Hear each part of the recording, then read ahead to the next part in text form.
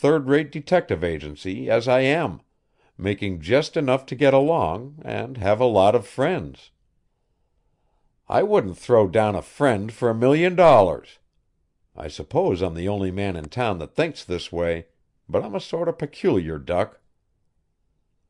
"You mean to tell me that you are not anxious to better yourself, to get along in the world?" "Oh, I manage to get along," Jim Farland replied. "I even eat meat now and then. I haven't seen the face of the famous wolf outside my door for some time.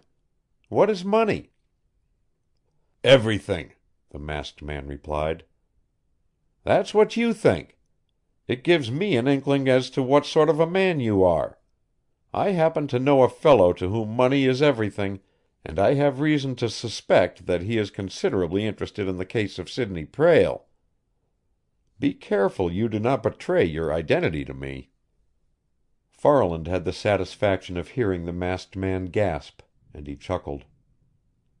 "Well, what is the proposition?" Farland inquired. "You seem to waste a lot of time."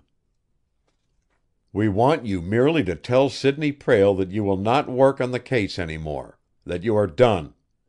Then go about your regular business.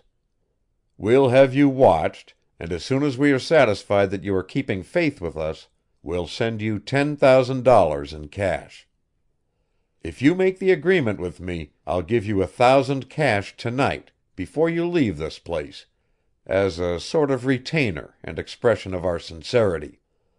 Then, following the fee of $10,000, you'll find that much business is flowing your way. All you have to do to get all this is to withdraw from the Prale case at once." "You must be afraid that I am finding out some things," Jim Farland suggested. "That is scarcely the reason," the masked man answered. "We want Sidney Prale to stand alone, to be without help of any sort, that is all." "But I am more than Sidney Prale's employee. I am his friend," Farland protested. "You were his friend 10 years ago, sir, but a man may change a great deal in 10 years. Are you quite sure that the Sidney Prale of today is the boyish, friendly Sidney Prale of 10 years ago?" "I am quite sure, and that is why I am trying to help him," Jim Farland declared. "I fear that he is fooling you, as he is deceiving others. He is not worthy of such friendship as you are giving him." "How do I know that?" Farland asked. "If I could have some sort of an explanation—" He awaited the other's reply. If he could get some inkling as to why Prale had powerful enemies, it might help a lot. "I can tell you this much. Sidney Prale did something that wrecked and ruined several lives. Certain prominent persons have decided to punish him. He is to have his life made miserable. He is to have his fortune taken away from him. He is to be subjected to petty annoyances and hard blows alike, driven from this his home town, forced to realize that a man cannot do what he did and escape retribution." "Sounds like he murdered a nation," Jim Farland commented. "Did he wreck the national treasury or turn traitor to the flag?" "I am not jesting, Mr. Farland." "Neither am I. My eyes have got to be opened, sir. You've got to come clean with me. Prale's enemies may strike at him from the dark, but Jim Farland never works in the dark. I want to see where I'm stepping. I never like to trip over anything." "I have told you all that I can at present." "Why?" "Because I do not care to give you information if you are still to work for Prale." "You say that Prale knows his enemies and why they are fighting him.